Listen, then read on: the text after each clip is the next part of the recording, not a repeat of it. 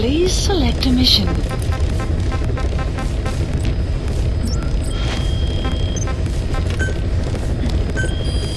Please specify a project.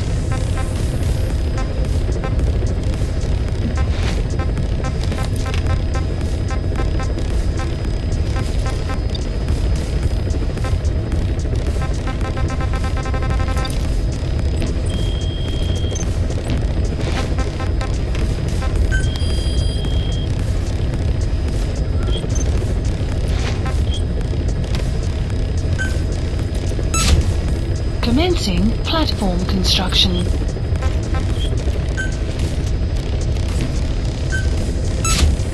Commencing platform construction.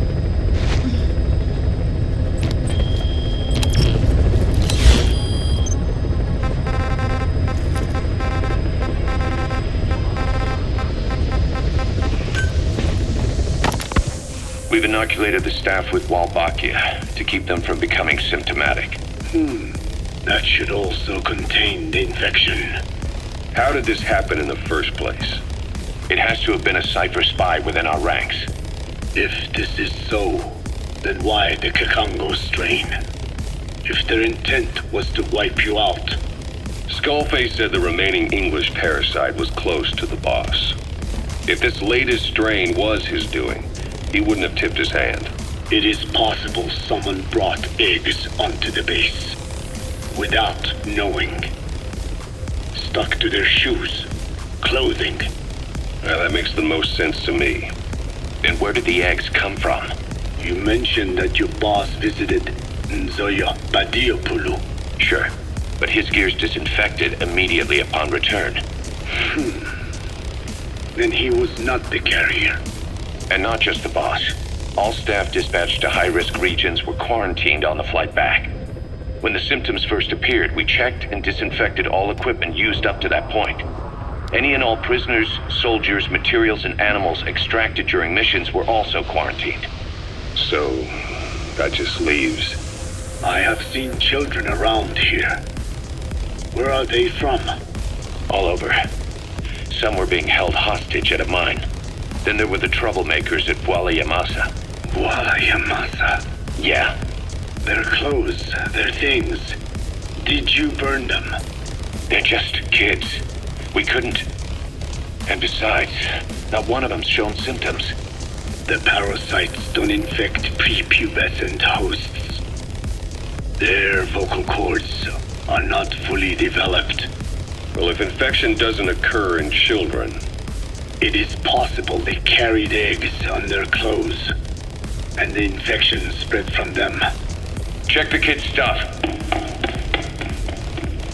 I doubt there is any trace left by now. But if there is, some of those kids must be close to hitting puberty. How could we have missed this? The name Bwala Yamasa got quite a reaction from you. I'm guessing the Kakongo strain was released in that village. Cypher used that region to experiment with vocal cord parasite transmission. The Kakongo strain. The settlements around the refinery upstream of Bwala Yamasa were the proving grounds. They would infect one villager and record transmission speed. Dangerous work.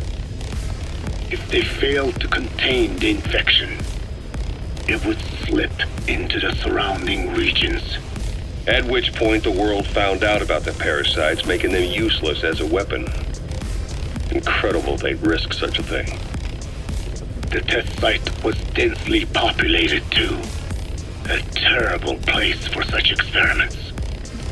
No doubt, they thought burning everything would wipe away all traces. The settlements were covered in oil anyway. Who would wonder if one day they caught fire? And so it did. They burned it all. Living and dead. Those remains. But they miscalculated. Transmission speed was far faster than anticipated. It may have been the temperature, or hygiene standards, or perhaps the parasites reacted quickly. to Kikongo. Whatever the reason, nearly all villages were swiftly infected, and the settlements reduced to mounds of corpses. Making matters worse, the dry season was ending. When it came time to burn the village, the Moneni River had swelled. Many of the bodies were waterlogged. Meaning they didn't burn completely. The corpses still contained viable eggs, and the larvae washed downstream. And when the people downstream drank that water, That marked the end for Bwala Yamasa. I learned all of this at the mansion. I warned him of the risk of eggs getting out. And? We are prepared for any eventuality. I get it. Putting the oil field back online. The oil leaks, saner. They plan to pollute the river, prevent the spread of infection. But the oil flow was stopped, and downstream the people of Masa village started using the water again. The PF soldiers deployed at the village were locals, spoke Kikongo. They were infected, and the kids survived. I've heard enough. And who stopped the flow of oil? Don't. We did. That confirms it. The source of the Kikongo strain infection was Masa village. And the children brought it here. It is no one's fault. There is no blame to be cast. The parasites, they were tested in other regions? Their physiology requires that they be tested under varied conditions. Another test site was in Afghanistan. So it was the parasites there. Both the Pashto and Tajik languages are spoken in the mountains of Afghanistan, and population density is low. Ideal testing grounds for how accurately the parasites target only the specified language. It is also relatively easy to prevent the spread of infection. And the results? The first test, I am told, was a success. Once the Pashtun Mujahideen were infected with the Pashto strain, they were all but wiped out. The Hamid fighters at Smasei Fort. It was doubly successful. No Tajik Mujahideen or Soviet soldiers became symptomatic. So the parasites proved to be effective. What about the second test? Also supposedly a success. The Pashtun village was the target. However, the original aim was to obtain samples of the infected. In this, they failed. And the village? The Soviets enacted a standard scorched earth operation. That must have been the village where Malak lived, before being held captive at La Marjate Palace. Having had more time to think on it, the details shared with me may have been false. They are madmen who would do anything to cover up the truth. They certainly seem to like tossing their problems in the fire. As a boy, Skullface's life went up in flames. Perhaps that is what fuels his fixation with fire. Your Wolbachia stopped the infection all right, but I still don't get it. How can a few bacteria change males to females? I know they're only bugs, but it is not such a rare thing in the natural world. Many insects and nematodes are infected with Wolbachia. But why? They nest in the cell cytoplasm of the host, even in the egg cells, with the result that the offspring are born infected. Mother-to-child transmission. However, Wolbachia cannot nest in sperm because they do not have cytoplasm. So even a successful infection of a male ends after a single generation. This means the Wolbachia must resort to maximizing the population of infected females. Sounds like an ethnic cleansing campaign on a tiny scale. Gender change from male to female is their survival tactic. So more females means more Wolbachia carriers so it can keep thriving in the following generations. But the parasites in a human host are supposed to be a mating pair. If there's no male, there'll be no offspring at all. It's killing itself. Slow down. This tactic is intended for environments where a single male can copulate with multiple females. Originally, the Wolbachia did not infect the vocal cord parasites. I created a mutated strain, modifying the Wolbachia so that it could infect monogamous pairs. The Wolbachia's greatest multiplying tactic, the male-to-female change, worked against itself in the monogamous parasites. Just as you said. Then I performed repeated selection of Wolbachia strains until I achieved 100% certainty of male-to-female conversion. Creating female-female pairs, unable to reproduce. And you say the Wolbachia affects the host of the host, that is, us, cutting off our means to reproduce? It is almost certain. Of course, we will not turn female.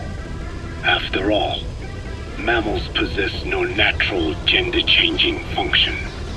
But some Wolbachia strains can cause cytoplasmic incompatibility in the host.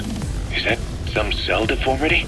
Put simply, it means the altered sperm of infected males kill the female's egg on contact. And that's happened to us? Yes. And yet, what occurs in humans is not just simple CI. To date, there are no cases of Wolbachia affecting humans. The fact that this strain causes this effect, is it the vocal cord parasite's affinity with humans? I do not know enough to say for sure. So the parasite warps the host. Reminds me of what Skullface said. It is the way of all organisms to create their own optimal environment. Just look at you and this space. Organisms that cannot do this are doomed to extinction. The difference with parasites is that their environment is another organism that creates a connection between life and life. Parasitism, symbiosis, or death. In this way, the host too is challenged to adapt.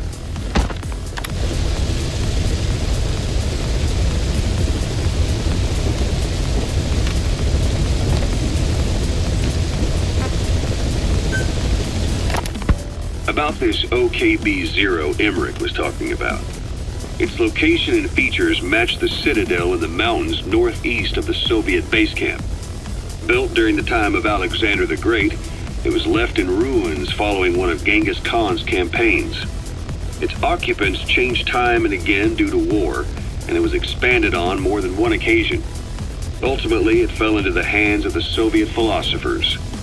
The Soviet army was using it as the headquarters of its Afghan invasion force. But it would seem that Skullface's connection with the philosophers gave him license to develop Sahelanthropus there. And that's what Emmerich was doing at the place, before he got the axe. But OKB is a designation the Soviets use for weapon design bureaus. There's no way they'd have one of those in Afghanistan. And in principle, the numbers that follow OKB are always integers above 1. There is no 0. Perhaps this was a secret facility of the Soviet and Chinese philosophers dating back prior to World War II. Though it's more likely Skullface just picked a fake name that more or less fit the Soviets' pattern. He doesn't go there often, but he sure as hell won't miss this. They use the heliport on top of the tower for his visits. Start by heading for the heliport. Then wait for your chance to make contact with Skullface. It seems Sahelanthropus's armor is made from depleted uranium. That offers some serious protection. The U.S. military is planning on using it for its main battle tanks, too. Maybe that's where Emmerich got the technology. Uranium? They're using nuclear fuel for armor now? No.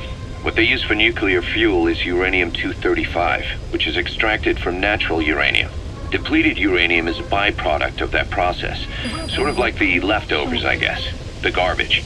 Uranium-235 makes up 0.72% of natural uranium, whereas depleted uranium contains only 0.2%. What are the benefits of using it for armor? It's a pretty short list. Uranium's a heavy metal, like lead, meaning it can hold a greater amount of kinetic energy. But it also boasts a hardness closer to tungsten. That makes it an ideal material to use for, say, armor-piercing ammunition penetrators. But it's not the best choice for armor. Its volume is less than that of ceramics, but for an equal weight, you could end up with less protection. So why use it then? According to Emmerich, it came down to him being unable to source ceramics technology from a manufacturer. Plus, given that it's an upright walking vehicle, he wanted to reduce the bulk of certain areas. Despite all that, depleted uranium still makes for some tough armor, and Emmerich says it's been proven in live fire tests. It stops most Soviet tank shells.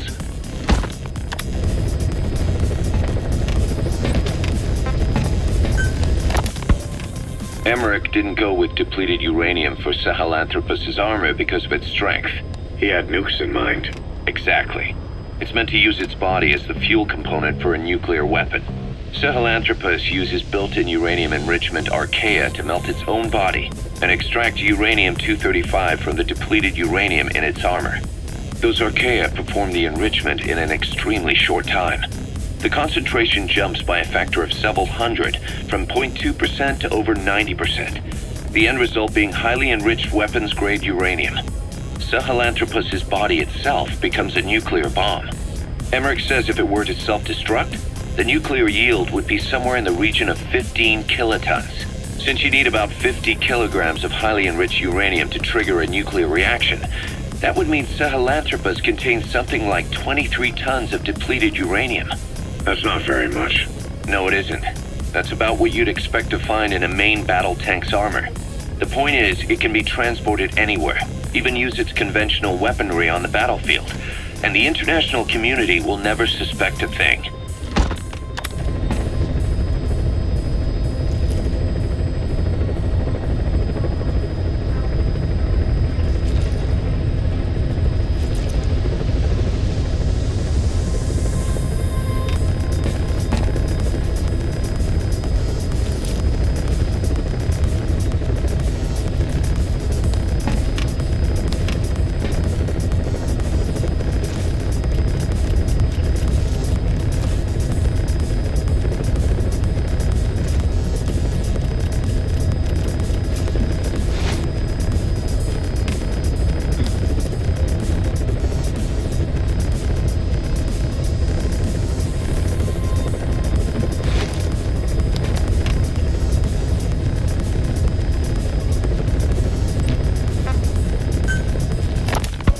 I just received word from the R&D team and the transport team out of Afghanistan. They finished installing Sahelanthropus on the base. It's ours now. All right. Don't let any of the staff touch that thing.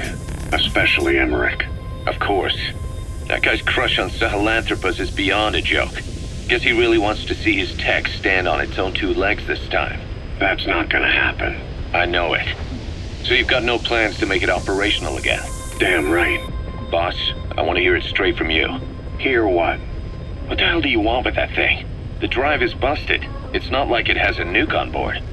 Even if the metallic archaea could turn it into a nuclear weapon, all it can do is self-destruct. Sahelanthropus just isn't a weapon anymore. It'll draw unwanted attention without even being a deterrent. I know. The weapon's development strut sank 2 feet under that thing's weight. That's 1 year's drop in a single night.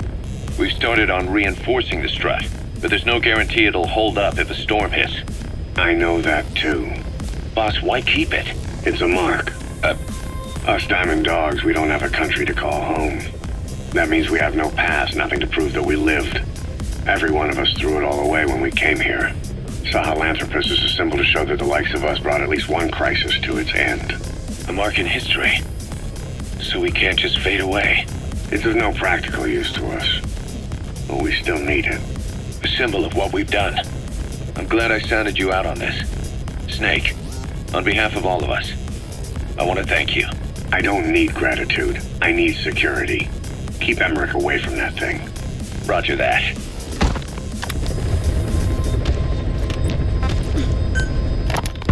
Code Talker, what are the metallic archaea? Volcanic craters spewing sulfur. Water hot enough to boil your skin off. Ocean depths of 800 plus atmospheres. Wastelands radioactive enough to kill you where you stand.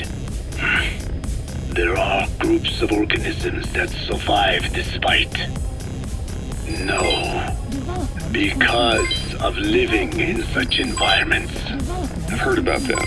Extremo something. Extremophiles. By selecting certain species, then subculturing and repeatedly modifying them, I created a metallic offspring of pure archaea. They subsist on metals rather than organic matter. And some of them even consume uranium? Yes. Uranium enrichment archaea metabolize only uranium-235. As a result, they produce weapons-grade enriched uranium. How is that possible? Consider how plants fractionate carbon isotopes when they conduct photosynthesis. Nature possesses abilities beyond our imagination. So it was archaea that brought down your chopper? Corrosive archaea, yes. They oxidize metals, feeding off the energy in the electrons they receive. What became of the wreckage? We had the R&D team retrieve samples for study in airtight plastic containers, of course. Prudent. We shall extract archaea from it in good time. They should help you fight back against Blagana. Any chance we could start now? It doesn't have to be a lot.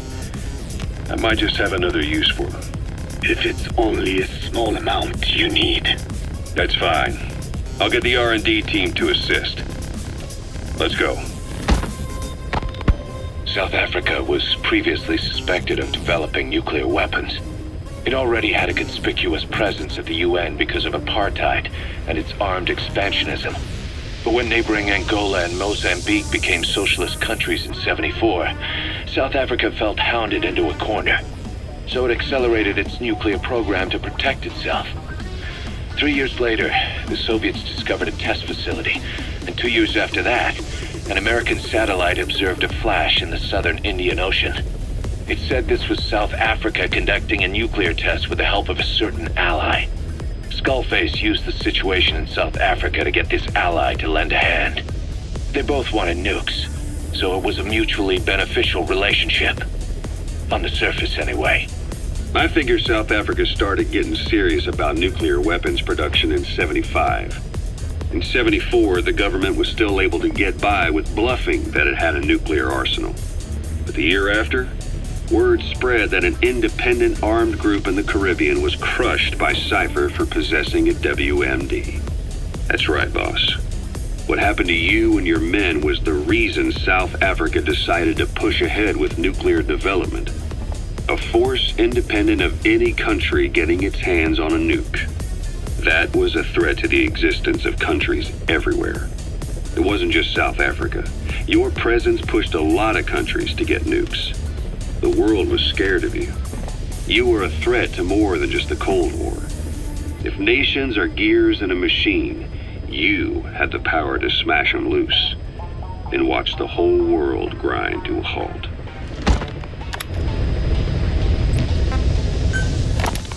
Emmerich uses externally powered legs of his own design. It's bionics technology, a product of the U.S. military's failed attempt to develop a powered exoskeleton.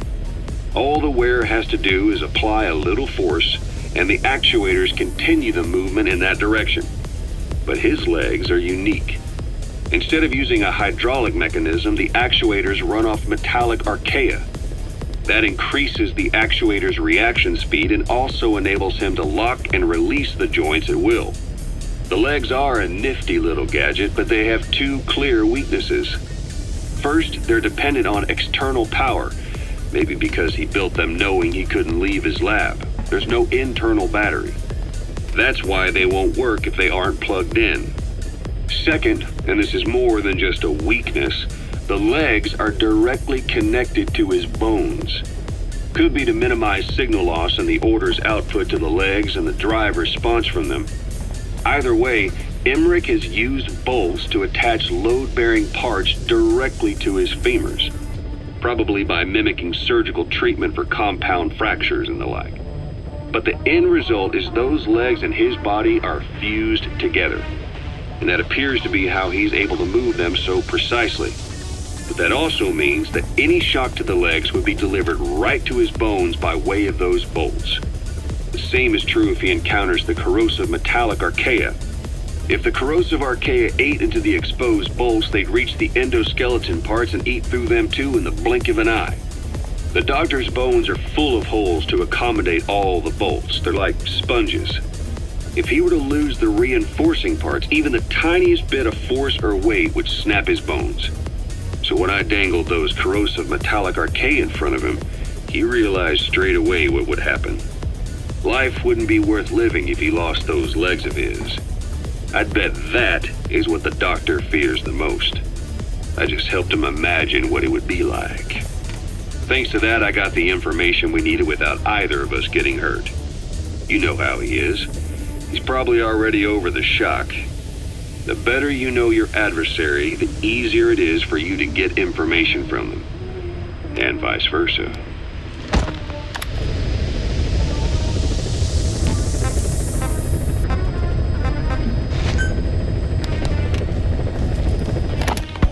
You said that the nuke Skullface was trying to spread around the world were equipped with a failsafe. Something that could shut them down at will. His will. Quite so. After all, he needed a guarantee that a buyer wouldn't simply turn the weapons back on him. So how can they be stopped? The criticality trigger, that is, the detonator, is a complete black box design. Any attempt to dismantle it causes it to melt in seconds, using the corroding archaea. The design ensures that no detonation is possible unless it disengages the lock. So he had a way to disengage it remotely. Precisely. The client simply presses a button. At that moment, the detonator begins transmission with a surveillance satellite. The satellite reports to him how the client is trying to use the nuke. If he does not object, the lock is disengaged. But if it's a risk to him in any way, the detonator melts down. The same is true if detonation does not occur within a preset time after the lock is disengaged. The nuke is rendered useless. Who the hell would buy something with strings attached like that? The client would never know until the moment they actually tried to use it. Most likely, he would have explained the time delay as the detonators needing time to activate. And he only intended to sell to technologically primitive groups in the first place. let me guess. He'd claim it was defective and offer a replacement. Shadier than a used car salesman.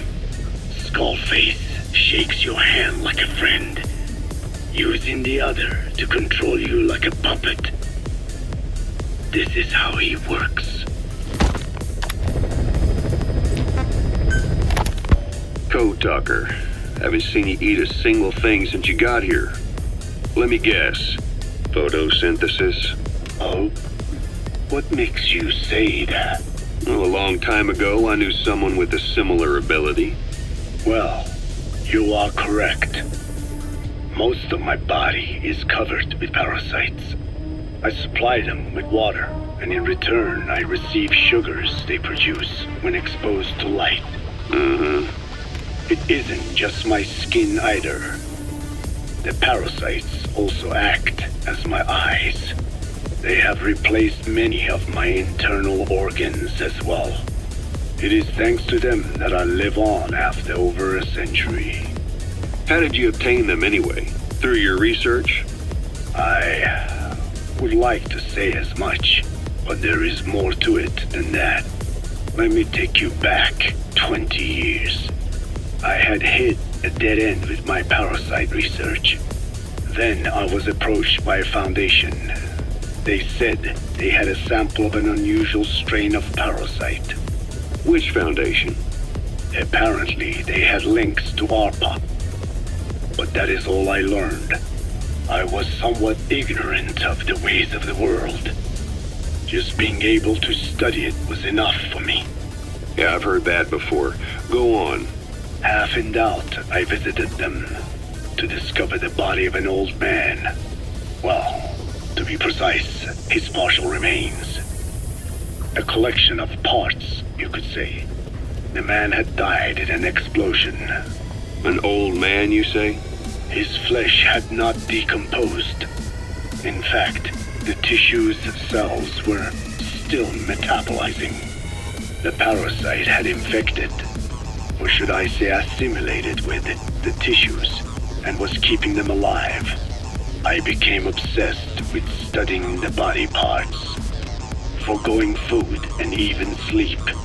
Every day was filled with new discoveries. The parasite's biology, internal anatomy, life cycle. But there was only so much I could learn through observation. And so I made a decision. To truly know the parasites, I had to live with them.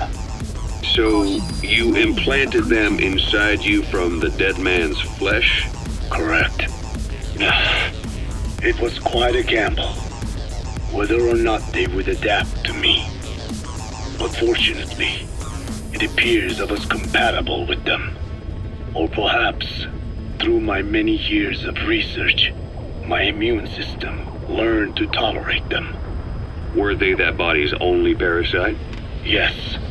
However, there was a separate specimen that supplied its host with adrenaline in response to pain, and yet another that could control insects at will through secreting heterogeneous pheromones. I wanted exposure to them, to take them into me, but my wishes were denied.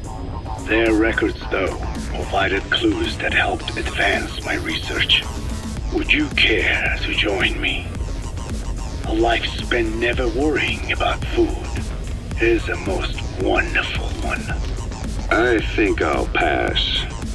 But thanks. This has been helpful.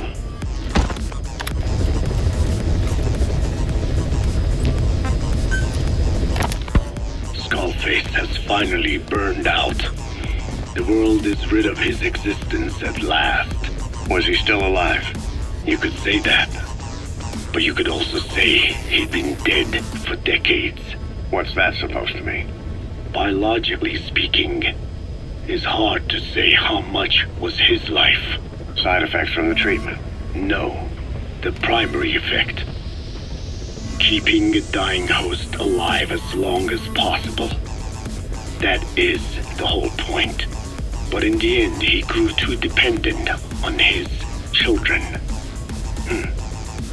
As if he had any other way to keep on living.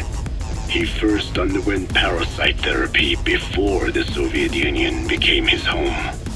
His body was horribly burned. Fire washed across his thin young frame and stole his skin and his throat, even his lungs. Only through repeated therapies could the parasites keep him alive. Most of his life became something the parasites gave to him. And then he lost the ability to die. That is correct. The parasites live on past the host's death, still aiding cell composition. At that stage, there is no way to extract them from the host cells. There is no way of knowing when the last cell of Skullface's body would die. The only choice was to burn the whole thing. And his children, along with it. And I am one to talk. When my life is snuffed out, I expect you to treat my body the same way. And when I burn, I will truly be one with my children for the first time. You say there were 3 English vocal parasites? According to Skullface, yeah. Skullface had 2 of the English strain with him. You burned both of them. There was an oil fire. I tossed him in. So that just leaves 1. And you tell me Skullface said he used it. He said it was very close to me. Very close. One of your comrades. Or someone ordered to kill you. Or he could have been speaking metaphorically. Metaphorically? Close to your spirit. Close to your heart. Someone who either loves you or despises you. The second one makes a long list. Whichever it is, act with caution. Skullface implanted someone with the English language strain. Who it is irrelevant. Why? I tell you what Skullface really meant. Very close to you means you will be exposed. All the infected here have been given the Wolbachia. Even if the vocal cord parasites infect them now, they cannot reproduce. But if there's a different host among us, host to the English strain. If that were the case, we'd see the symptoms. What about the non-English speakers? We have plenty of those, but the staff use English as a common language. But if that someone has not spoken English yet, and begins to speak it now, there'd be another outbreak. The final mating pair of the English strain must be found immediately. Skullface is gone, but his threat still remains. On this base, do you see what the final mating pair is? With him dead, those parasites are the stain he wished to leave upon the world. His thirst for vengeance. In the flesh. Think. Does anyone here bear a grudge against you? Who would target you, specifically? The ethnic cleansers that Code Talker mentioned, they weren't Skullface's true goal. All we have is circumstantial evidence, but here's my theory. It was Cypher who started developing the vocal cord parasites as bioweapons, parasitic weapons, and Africa was the testing ground for them. As Code Talker said, their purpose is the ethnic cleansing of only those who speak a particular language, so they could do a weapon of mass destruction to eradicate specific groups, races, ethnicities, or colonies by the language they speak, or a kind of absolute language control. Or maybe a tool for those arrogant fools to build some misguided utopia. I can see plenty of uses for them. However, in practical terms, they wouldn't be as dangerous as you think. Counteracting the parasites is easy, after all. Cut them out of your throat to save your life, or just don't talk. That also prevents the infection from spreading. So if the international community were to find out about them, they'd no longer be the threat they were conceived to be. In which case, their targets would be limited to minority groups as a deterrent or a terrorist tool.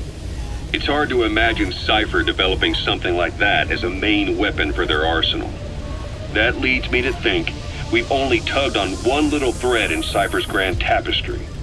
An obscure corner of their work, possibly forgotten altogether. In any case, things changed. When Skullface was forced to relocate to Africa and he saw that thread dangling. All the time he continued that research, he was secretly following his own agenda. The ethnic liberator parasites, his English language strain. Skullface said there were only 3 samples of the English language strain parasite, and I think we can believe him. Bringing his ethnic liberator's plan to fruition depended on creating an English version of the vocal cord parasites at all costs. But an English strain would have been useless to Cypher. Worse, it could have destroyed everything they'd built. It was the one type they couldn't allow. That means Skullface was forced to develop his English strain out of sight of Cypher's network. Naturally, he couldn't use the greenhouse facility Cypher had set up and filled with guinea pigs. Skullface must have found some secret place to create his precious few English parasites, hiding all evidence like a man cheating on his wife. Somewhere, an entirely standalone environment. And when his plan entered its final phase, he must have made the place disappear. Some little room, could be anywhere, but now nowhere at all.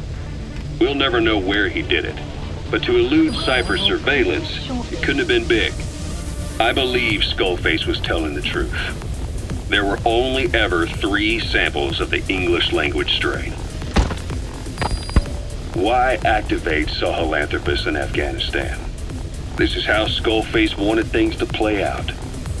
The Soviet Union secretly develops a new type of nuclear weapon and successfully deploys it in Afghanistan. Revealing the existence of Sahelanthropus results in a return to the glory days of the Cold War. The threat it poses reignites the nuclear arms race between the world's major powers. The demand for nuclear weapons increases around the globe. What if you then introduced a nuclear weapon anyone could get their hands on? Non-nuclear nations, militant groups of all shapes and sizes, they'd all jump at the chance. Sahelanthropus was a marketing tool to sell nukes all around the world. But I think it's safe to say that plan was stamped out before it got up and running.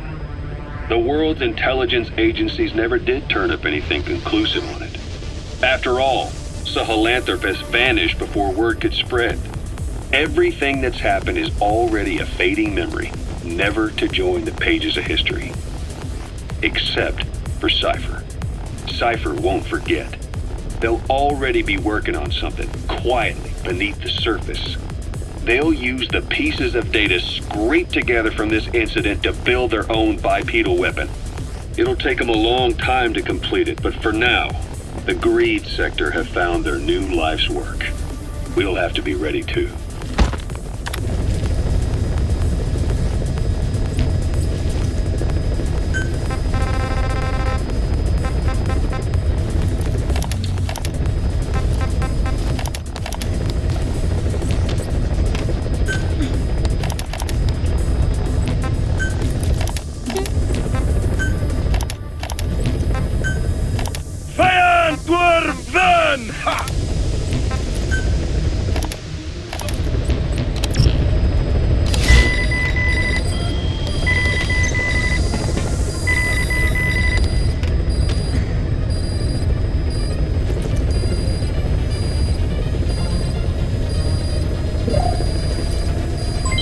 Development project has been added.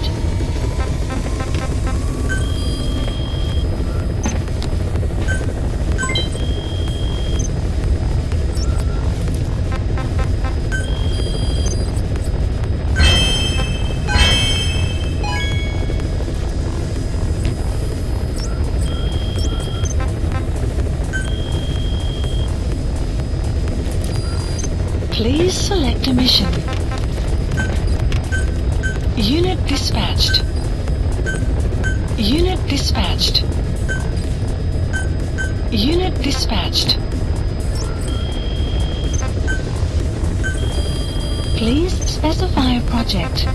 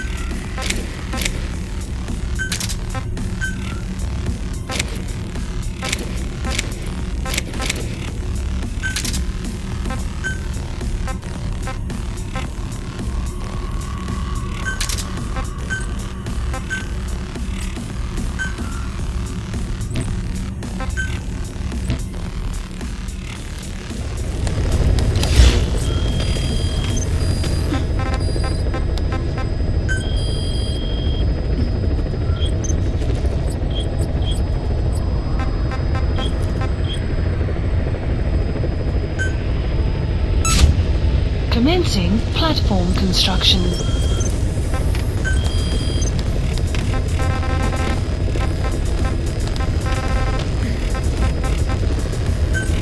Please select a landing zone. Heading to Afghanistan.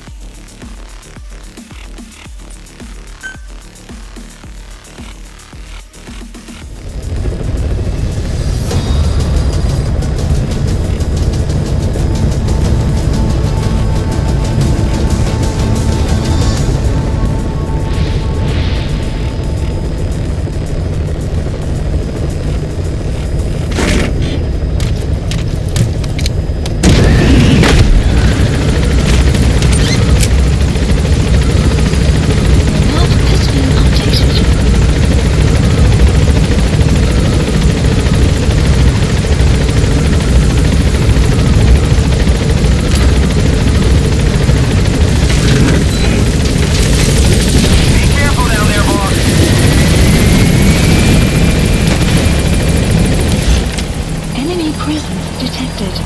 The map has been updated.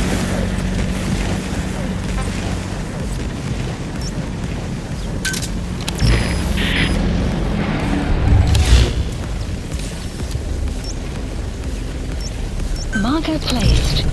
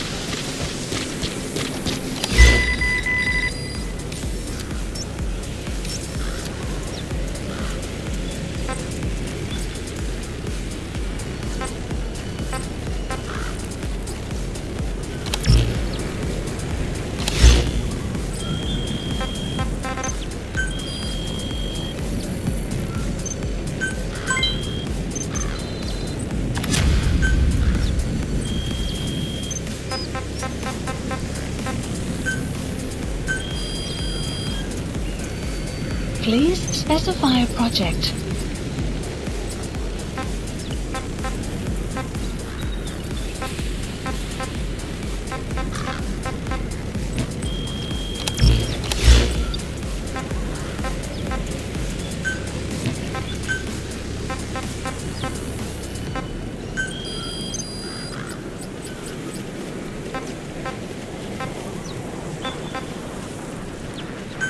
Please select a drop point. Supplies requested.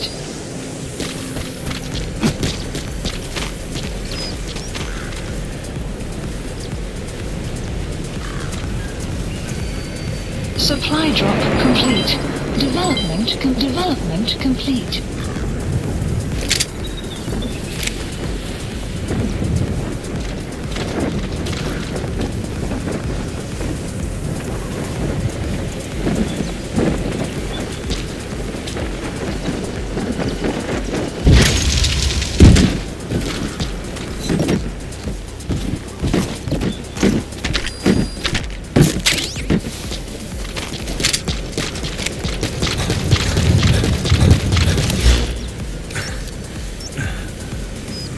Marker placed.